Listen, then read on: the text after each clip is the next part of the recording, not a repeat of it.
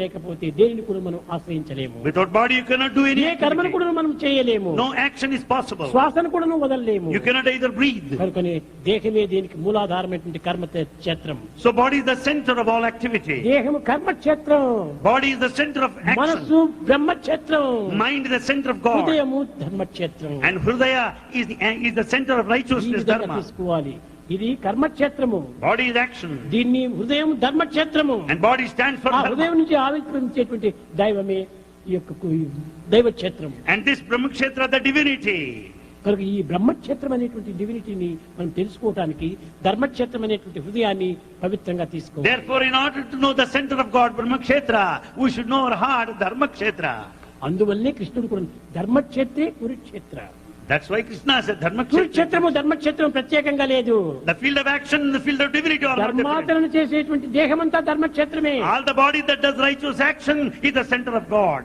ఇదే అన్ని విధమైనటువంటి కర్మలను ఆచరిస్తుంటున్నారు. This does all human activity. వచ్చేటువంటి సంకల్పములంతా కూడా కురుక్షేత్రంలే. All thoughts relate to the field of action. ఈ రెండింటి ద్వారానే Through these- దైవత్వము మధ్యలో నిలిచి కురుక్షేత్రాన్ని వేరు ధర్మక్షేత్రాన్ని వేరు చేస్తాడు. And God stands at the center. Fragment separates the field of action and the field of thought. ఈ విధమైనటువంటి ఒక విభాగం జరపడానికి మనం అన్ని విధాలా తెలిసినటువంటి వారైతేనే సాధ్యమవుతుంది. It is possible for the man of intellect to divide it, segment it. ప్రేమ స్వరూపులారా, Embodiments of love. దైవత్వాన్ని పొందడం కంటే సులభమైన మార్గం ఈ జగత్తులో మరొకటి లేదు.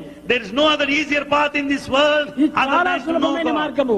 It's easiest way. ఎందుకు ఇంత కష్టపడుతున్నారు? Why do you strain ఎందుకు ఇంత yourself? బాధపడుతున్నారు? Why do you suffer? ఎందుకు ఇంత విచారపడుతున్నారు? Why are you- ఎందుకు ఇంత నిస్పృహకు గురి అవుతున్నారు? Why are you frustrated? Why are you ఏదో ఒక worried? బిజినెస్ లోపల కొంత ఇంకా వాళ్ళకి పర్మిషన్ ఇవ్వలేదంటేనే రాత్రి ఆ పిల్లలంతా కూడా ఏడ్చారు. You know, last night boys crying because they could not get license.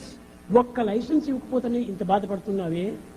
You suffer because you don't get నీ license. సెన్సెస్ ని అభివృద్ధి పరచుకోవడానికి నీవెందుకు అభివృద్ధి ఏడ్చకూడదు? Why don't you cry that you could not ఇదే control your చెప్పాడు senses? Ramakrishnudu. That's what Ramakrishna said. అందరూ పోయి నరేంద్రుడు పోయాడు. Narendra went. స్వామి మీరు దైవాన్ని చూచారా? Swami, have you seen God? చూచాను. Yes, I have seen. ఎట్ట చూచాను? How? నన్ను నీవు ఎట్ట చూస్తున్నావు అట్ట చూచాను. Just as I see you, just as you see me, I have seen God like that. మరి నాకెందుకు కనపడకూడదు? How is that I don't see Him? అనేక మంది దైవత్వాన్ని చూడ్డానికి అనేక విధమైన ప్రయత్నం చేస్తూ వారెట్లా చూచారు నాకెందుకు కనపడకూడదు?